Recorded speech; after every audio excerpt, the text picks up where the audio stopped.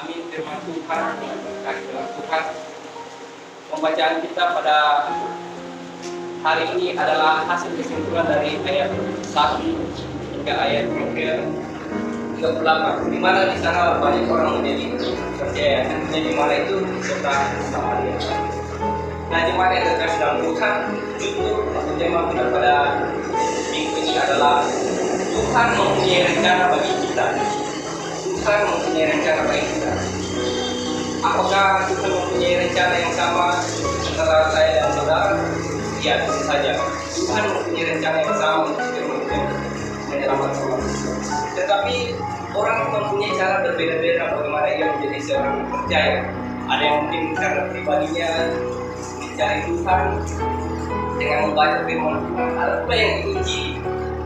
Atau ada pula yang melalui kelemahan-kelemahan seperti daya dalam datang kepada Tuhan. Banyak cara. Namun bagaimana cara seorang perempuan Samaria ini dipakai oleh Tuhan mendatangkan banyak orang tadi dan semua menjadi percaya. Bahkan bukan dari perkataan perempuan itu lagi, tetapi karena melihat secara langsung pengajaran kepada Yesus selama 2 hari. Nah, mari kita lihat perbagian-perbagiannya kembali yang terkait dalam Tuhan. Kalau kita melihat di sini Tuhan mempunyai rencana bagi kita. Saya mengambil 5 poin saja di sini. Walaupun dalam pembacaan ini sebenarnya banyak hal yang boleh digali, bagaimana tentang murid-muridnya, bagaimana tentang kehidupan kita, tetapi saya hanya melihat tentang percakapan Yesus dengan orang Samaria. Baik, kita ke poin yang pertama di ayat yang ke-9.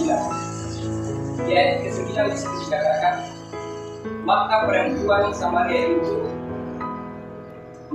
perempuan Samaria itu kepadanya, masakah engkau seorang Yahudi minta minum kepadaku, seorang Samaria? Sebab orang Yahudi tidak bergaul dengan orang Samaria. Nah, jemaat yang terkasih dalam Tuhan, Tuhan mempunyai rencana bagi kita, bagi orang-orang yang jauh daripada kita. Kenapa saya katakan orang-orang yang jauh daripada kita? Orang Samaria ini adalah bagian dari orang Israel, tapi mereka telah bergaul dengan bangsa-bangsa lain. Seharusnya mereka menjadi bangsa yang menjaga diri mereka agar tidak bergaul dengan bangsa lain atau kawin-mawin dengan bangsa lain. Sehingga di sana letak mengapa orang-orang Yahudi dan orang Samaria itu selalu tidak saling suka, karena apa itu yang terjadi dalam kehidupan mereka. Orang Samaria itu mulai mencampur adukan kehidupan mereka kepada bangsa-bangsa di luar mereka, walaupun mereka tetap menyembah Allah yang sama. Sehingga disitu dikatakan sebab orang Yahudi tidak bergaul dengan orang Samaria. Artinya Tuhan mempunyai rencana bagi orang-orang yang jauh daripada Tuhan. Allah melihat bahwa orang-orang Samaria ini sudah mempunyai prinsip-prinsip ketuhanan yang mungkin berbeda dengan orang-orang Yahudi, sehingga bisa dikatakan bahwa mereka adalah orang-orang yang sudah jauh daripada Tuhan. Ini adalah rencana-rencana yang Tuhan persiapkan dalam kehidupan saya juga dan saudara. Mungkin kita sudah merasa benar, orang Samaria juga bisa merasa benar, dan orang Yahudi merasa benar. Tetapi Tuhan mampu melihat mana yang salah dan mana yang benar, sehingga Tuhan mempunyai rencana bagi mereka yang jauh daripada Tuhan. Nah, kalau kita lihat di sini, jemaat yang terkasih dalam Tuhan, sebenarnya bagaimana sih perempuan Samaria ini melihat bahwa kami orang yang bisa dan dilihat dari segi bagaimana mereka menyembah Tuhan, atau bahkan dari penampilan mereka, bagaimana mereka harus menjadi hamba-hamba Tuhan. Cara berpakaian yang dilakukan oleh Yesus tentunya boleh menampilkan bahwa dia adalah seorang pengajar yang itu dia cuma yang berkaitan Tuhan. Sehingga perempuan itu langsung mengambil kesimpulan bahwa seorang Yahudi, seorang Samaria tidak dapat berbicara. Apalagi engkau laki-laki, saya perempuan, tapi tidak dapat. Tetapi Tuhan mempunyai rencana bagi orang-orang yang jauh dari poin yang kedua, bagaimana Tuhan mempunyai rencana bagi kita jemaat yang terkait dengan Tuhan adalah di waktu yang tepat. Bagaimana waktu yang tepat itu? Boleh kita baca dari ayat 4 sampai 6. Mungkin saya sudah tolong kepada teman-teman yang mudi membacakannya ayat 4 sampai 6.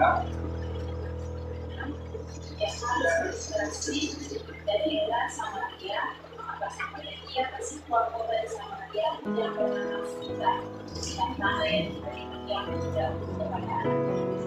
Di kita kasih sayang, Yesus sangat tinggi oleh perjalanan. Dia Yesus dari hari kira-kira masih. Ya, terima kasih. Kalau kita lihat ayat 4 di situ katakan, ia harus melintasi Samaria. Saudara-saudara yang terkasih dalam Tuhan, mengapa dikatakan ia harus? Berarti ada suatu rencana yang Tuhan mau kerjakan di sana. Saudara-saudara yang terkasih dalam Tuhan. Kalau kita lihat di situ bahwa perjalanan Yesus berarti dari Yudea kembali ke Galilea. Kalau perjalanan dari Yudea ke Galilea ini seharusnya kalau pada saat itu orang-orang yang pada umumnya mengikuti jalan-jalan di Sungai Yordan atau di samping Sungai Yordan. Karena Samaria ini bertepatan ada di tengah-tengah, dan orang-orang Yahudi pada umumnya karena mereka tidak saling menyukai untuk menghindari orang-orang Samaria atau kota Samaria itu untuk melewati Sungai Yordan. Tapi berbeda dengan Yesus, ada sesuatu hal yang lain di sana. Tuhan mempunyai rencana bagi saya dan saudara dan bagi umat Samaria ini. Apa sih rencana yang Tuhan mau buat di sana, saudara-saudara yang terkasih dalam Tuhan? Kita lihat apa sih rencana Tuhan. Tetapi Tuhan tentu mempunyai waktu yang tepat untuk kita, untuk saudara, bagaimana Tuhan mau memenangkan kita semuanya. Nah, kita lanjut ke poin yang ketiga. Coba mungkin dari teman-teman lanjut lagi ayat 7 dan 8. Ayat 7, maka datanglah seorang perempuan Samaria hendak menerima air. Kata Yesus kepadanya, berilah aku minum, sebab murid-muridmu-nya telah pergi ke kota membeli makanan. Ya, jemaat yang terkasih dalam Tuhan, tadi kita sudah melihat bahwa Tuhan mempunyai rencana bagi orang yang jauh daripada Dia. Kemudian waktu yang tepat. Nah, di ayat 7 dan 8 ini apa yang kita bisa ambil? Bahwa Tuhan mempunyai rencana bagi kita secara pribadi. Kenapa secara pribadi? Kebiasaan pada waktu itu adalah perempuan-perempuan pergi mengambil air secara bersama-sama. Artinya mungkin mereka saling berbawa-bawa panggil air, kita pergi ambil air. Tetapi mengapa waktu itu perempuan pergi sendiri? Dan Yesus juga pada saat itu bersama dengan murid-muridnya. Mengapa Yesus membiarkan murid-muridnya untuk pergi? Tuhan mempunyai rencana bagi saya dan saudara, bagi perempuan Samaria ini untuk bertemu secara pribadi. Tuhan mempunyai maksud untuk setiap kita pada saat kita menjadi sendiri, pada saat mungkin banyak permasalahan dalam kehidupan kita, orang-orang daripada kita menjadi jauh, pergi daripada kita dan kita menjadi sendiri. Tentu Tuhan mempunyai maksud untuk semuanya itu. Tuhan mau untuk kita berkomunikasi secara pribadi bersama-sama dengan Dia. Makanya kalau pada khotbah saya sebelumnya, bagaimana kita mau berdoa secara pribadi kepada Tuhan, kita masuk ke dalam kamar kita masuk menyendiri. Karena Tuhan mempunyai mau berbicara dengan kita secara pribadi. Teman-teman mungkin bisa mendengar khotbah bersama-sama dengan jemaat, pergi dengan teman-teman mendengar khotbah. Tetapi secara pribadi itu sangat penting. Dimana teman-teman, saudara-saudara, jemaat terkasih, bagaimana bertemu dengan Tuhan secara pribadi? Saya rasa itu mempunyai hikmah yang lebih kuat daripada secara bersama-sama. Makanya ada perlu waktunya untuk bersekutu, ada waktunya untuk kita datang kepada Tuhan secara pribadi. Kalau tidak, Tuhan akan membuat satu rencana untuk bagaimana engkau menjadi sendiri dan Tuhan akan datang kepada engkau. Nah, itulah jemaat yang terkasih dalam Tuhan. Dengan begitu terjadilah percakapan yang unik secara pribadi antara Yesus dan perempuan itu, di mana di sini perempuan itu bisa saling bercerita tentang apa yang mereka perbuat. Perempuan ini tidak akan pernah menutupi satu hal yang tidak ada orang di situ. Dia akan menyampaikan kepada Yesus bahwa apa-apa yang terjadi dalam hidupnya. Tetapi tentu perempuan itu akan menutupi juga hal-hal yang mungkin terlalu dalam atau sensitif. Dan kita lihat apa sih yang sensitif dalam kehidupan perempuan itu yang mungkin tidak sanggup menceritakan kepada Yesus pada saat itu.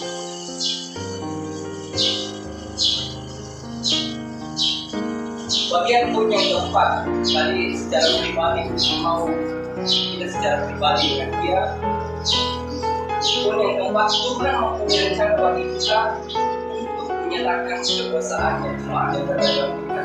Ayat 16 sampai 19 yang teman-teman sudah bisa bantu.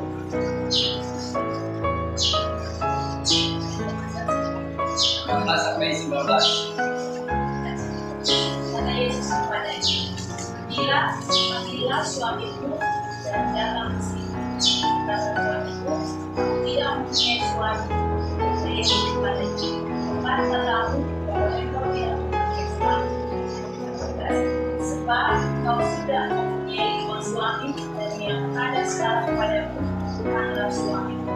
Dalam hal ini engkau berkata, ayat 19, dan perempuan itu kepadanya, Tuhan, nyata sekarang padamu bahwa Jemaat yang terbaik dalam kita bisa menunjukkan hal-hal yang seperti itu. Tapi maaf, seperti pujian tadi, Tuhan mampu melihat setiap hati kita. Tidak ada yang tersembunyi di hadapan Tuhan jemaat yang terbaik dalam kita. Mungkin teman-teman bisa menyembunyikan tentang rasa kepada saya, bisa menyembunyikan sesuatu hal yang jahat kepada saya, mereka-mereka yang jahat kepada saya. Tapi Tuhan tidak demikian. Terlihat jelas di mata Tuhan apa yang terjadi dalam kehidupan saudara-saudara Tuhan. Ini juga menunjukkan kekuasaan Tuhan bahwa Dia adalah Allah yang hidup. Dia tidak perlu mencari banyak ayat untuk menyatakan bahwa Dialah Tuhan, Dialah Allah. Ayat ini pun mampu menunjukkan bahwa Dialah Allah. Perempuan itu menyatakan bahwa di ayat yang lain mengatakan Dialah Mesias, Dialah Kristus. Mengapa demikian? Hal-hal yang dia pernah ceritakan kepada orang lain dia itu tidak simpan sendiri. Tetapi Allah mengetahuinya. Itulah yang membuat hati dia terbuka bahwa Dia adalah Allah, Dia adalah Nabi, Dia adalah Kristus, Dia adalah Mesias. Dan jemaat yang terkasih dalam Tuhan, pada saat dia datang secara pribadi, Tuhan akan menunjukkan segala sesuatu kekuasaannya kepada kita untuk menyatakan bahwa wah, Kau benar adalah Allah dalam setiap kehidupanku. Hal-hal yang mungkin tidak mungkin bagi saya, yang mungkin saya terus bisa Kau mengetahuinya dengan jelas, akan mungkin lebih mengetahuinya daripada saya. Ada hal-hal yang sudah terlupakan dalam kehidupan saya, tetapi Engkau adalah Allah yang sungguh mengetahui. Tetapi bagaimana hal itu bisa terjadi? Dan saya juga pernah datang secara pribadi kepada Tuhan, mengakui tentang kesalahan kita, mengakui tentang dosa kita, datang untuk bergumul, meminta pengampunan kepada Tuhan, meminta penyertaan, meminta kekuatan kepada Tuhan. Jika itu tidak pernah terjadi dalam kehidupan kita, maka hal-hal demikian bagaimana mungkin terjadi dalam kehidupan kita. Kita lanjut ke poin yang berikutnya, jemaat yang terjadi dalam kehidupan. Tuhan mempunyai rencana bagi kita untuk menjadi percaya. Kalau Tuhan sudah mendapat kita bahwa kita adalah orang yang jauh daripada Tuhan, kemudian Tuhan mempunyai waktu yang tetap datang kepada kita secara pribadi. Kalau Tuhan sudah menunjukkan kekuasaannya kepada kita, lalu kita tidak menjadi percaya. Tapi saya yakin dan percaya bahwa kita sebagai anak-anak kita di sini adalah kita orang yang jauh daripada Tuhan. Tuhan sudah datang kepada kita waktu yang tetap secara pribadi dan kita telah menjadi percaya. Coba kita baca ayat yang ke-28 dan 9 sampai 30. Ya, teman-teman.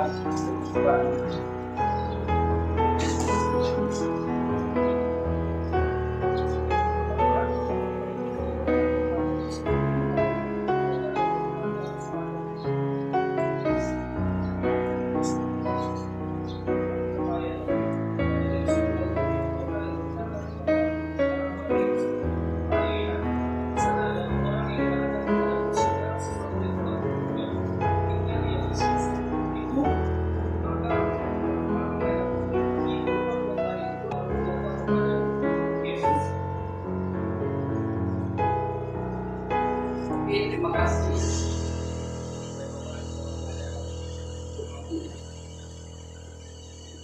Jika hati Tuhan telah menunjukkan kekuasaannya kepada kita, menunjukkan bahwa Dia adalah Allah yang hidup, yang mengetahui segala kehidupan kita, maka kita tidak menjadi percaya. Perempuan ini menunjukkan bahwa dia menjadi percaya dan meninggalkan yang keduanya tadi dalam mengambil air dan meninggalkan itu. Dia mengetahui bahwa ini adalah suatu berita yang gembira yang bisa menyelamatkan banyak orang. Dan dia juga adalah seorang, tadi saya katakan, dia adalah bagian dari orang Israel. Hanya mereka sudah bergaul dengan bangsa-bangsa lain, tapi dia tetap menyembah Allah yang sama, mempunyai pengharapan yang sama dengan orang-orang itu, sehingga dia mengetahui dengan benar bagaimana ciri-ciri seorang Mesias Kristus itu. Dan dia mengatakan, engkau adalah Kristus, engkau adalah Mesias. Dia menjadi percaya, dia meninggalkan yang tadi menjadi tujuannya untuk datang mengambil air, untuk kembali memberitakan, membagi berkat itu kepada orang lain. Banyak orang lain akan menjadi percaya dengan itu. Baik, langsung saja kita langsung ayat 39 sampai 40 yang sudah kita baca tadi secara bersama-sama. Jemaat yang terkait dalam Tuhan. Pada saat kita menjadi percaya, apakah kita akan menjadi tinggal diam saja? Atau mungkin menjadi orang biasa-biasa saja? Perempuan Samaria ini mengajar kita. Tadinya dalam percakapannya dengan Yesus menyuruh dia memanggil suaminya. Tetapi apa yang terjadi setelah dia mengetahui bahwa Kristus itu adalah Tuhan, Yesus itu adalah Tuhan, dan dia adalah Mesias, dia bukan hanya memanggil orang-orang yang dalam rumahnya, dia mengabarkan semua ke dalam kota-kota Samaria. Ada Kristus, ada Mesias dengan hati yang gembira. Dia tidak malu lagi bahwa segala perbuatannya tadi diceritakan semua kepada orang-orang. Dia mengetahui perbuatan saya yang mungkin satu tujuh dari kalian dia bisa mengetahuinya semuanya. Dia tidak malu lagi, mungkin dia dari malu menceritakan kepada orang lain bahwa saya adalah perempuan yang mempunyai banyak suami dan segala macam. Tetapi pengenalan akan Kristus membuat hal-hal yang tadinya menjadi malu bagi dia, tapi dia akan membuka semuanya untuk orang lain. Bagaimana orang lain itu menjadi percaya? Mungkin dia malu, tapi kerinduannya agar orang lain itu mendapatkan. Dalam kehidupan kita sebagai anak-anak muda, mungkin eksistensi kami sebagai anak muda pada saat ini mungkin belum terlihat, tetapi firman Tuhan mengajarkan kita bagaimana kita untuk hal-hal yang dianggap malu itu kemudian Kristus dibuang jauh-jauh. Mungkin kita akan malu mengabarkan kepada teman-teman kita Kristus baik dan segala macam. Itu pun dengan pelan-pelan perempuan ini dengan senang hati yang gembira menyatakan kepada orang-orang yang ada di Samaria itu, lihat, di sana ada Kristus. Segala yang dia katakan tentang diri benar adanya di asal yang satu, sehingga orang-orang di situ bersepakat mencari kepada Kristus. Nah, jemaat yang terkasih dalam Tuhan, di ayat 39 dan hingga ayat 47 ini adalah hasil bagaimana kita menjadi orang percaya. Seharusnya kalau kita menjadi orang percaya, kita tahu yang harus kita tuliskan. Dan akan mendatangkan banyak orang suara kita. Suatu pertanyaan bagi kita, jika kita mengaku bahwa diri kita adalah orang percaya, apakah kita mampu membawa kita kepada Kristus yang dilakukan oleh perempuan Samaria? Dia adalah seorang yang bisa dikatakan hilang, tidak berguna dalam masyarakat. Tapi perkataan yang benar itu dan dia tentu berguna kepada Yesus. Dia mengatakan kepada semua orang, seharusnya orang-orang bisa mengatakan, saya percaya dengan kamu perempuan yang tidak benar. Tetapi pada saat kita melakukan hal-hal yang diajarkan oleh Kristus, oleh Allah, percayalah bahwa Allah akan turun bekerja dalam segala sesuatu jemaat yang berkaitan dengan Tuhan. Itu peringatan bagi kita semua bahwa jika benar kita menjadi orang percaya, kabarkanlah itu, bagikanlah itu kepada teman-teman kita, keluarga kita, orang-orang yang ada di sekitar kita, agar akan banyak orang datang kepada Kristus. Bukan karena mendengar perkataan kita lagi, karena hasil pendidikan kita, tetapi karena memang hasil belajar mereka dari firman Tuhan, karena mereka menjadi suka kepada Allah dan kepada Yesus. Itulah berkat yang saya bisa bagikan pada siang hari ini, jemaat yang terkasih Tuhan. Tuhan mempunyai rencana bagi kita, bagi mereka yang jauh daripada Tuhan. Tuhan mempunyai rencana bagi kita di waktu yang tepat, secara pribadi, untuk menyatakan kekuasaannya. Kita menjadi percaya dan untuk kita membawa jiwa bagi dia, membangun dia akan dia. Amin firman Tuhan, mari kita berdoa. Terima kasih Bapak atas kesempatan yang diberikan kepada kami pada saat ini. Kami belajar bagaimana kami dapat dalam firman percakapan Yesus bersama saat kita juga mengingatkan kami bagaimana kami yang sudah lama menjadi orang percaya, tetapi kami hanya mengetahui firman itu kami percaya berbeda dengan orang bersama ini. Kita mendengarkan yang meyakini bahwa Tuhan sebagai juru selamat mereka secara bebas. Mereka langsung mengabarkannya dan langsung berjalan.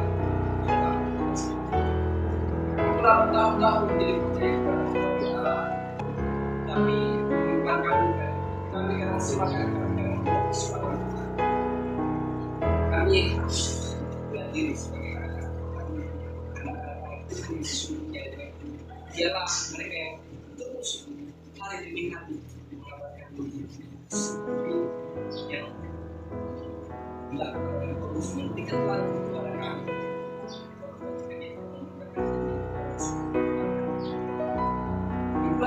Iman sebagai orang. Terima kasih Tuhan pembelajaran saat ini boleh menjadi berkat dalam kehidupan kami tentu boleh mempraktikkan dalam kehidupan kami. Terima kasih Bapak, terima kasih Yesus, terima kasih. Inilah doa kami di dalam nama Tuhan Yesus, biar Yesus selamatkan kami saudara dengan firman Haleluya. Baik jemaat yang terkasih dalam Tuhan, itu kita akan mengerti